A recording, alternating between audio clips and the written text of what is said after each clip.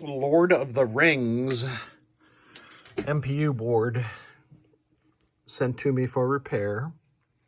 The client had attempted to install the pin sound, I'll call it a daughter card, and along the way the socket got buggered up. It required a few jumpers to fix screwdriver damage that was done to the board, but all better now.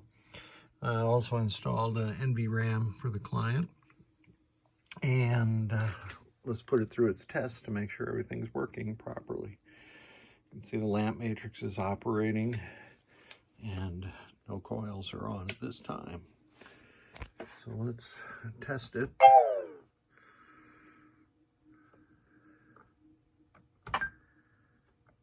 Switch test. And I use my Pennytech tester again. I'll run through all of column 1. Switch 3 is a credit button. It doesn't show up. But here's something in that same row, so we know that's working. Those ones that are beeping twice, in this version of the software, it tells you when the switch is actuated and when the switch is released. All right. Coil test. By the way, you can see the coil and flash lamp power right there is good on my driver board.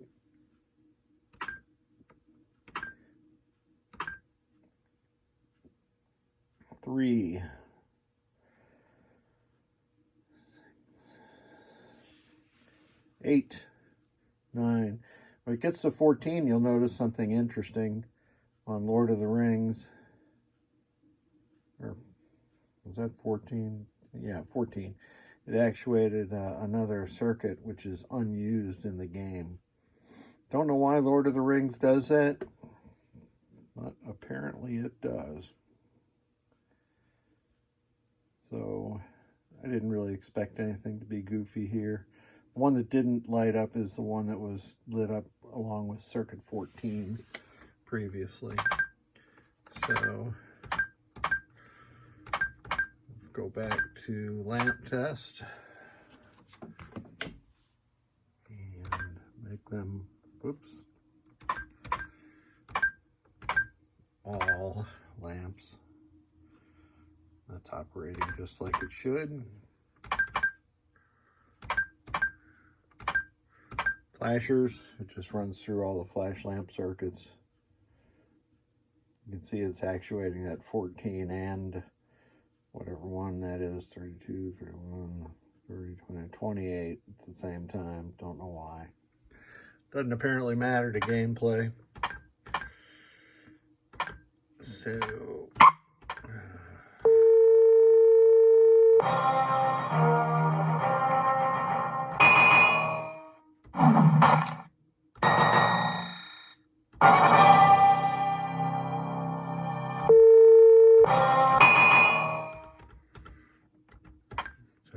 all those are working correctly. And I'm going to test that. And that's it. Board, this WhiteStar modified board, a $500 board, is back in business. Thank you so much for sending it to me.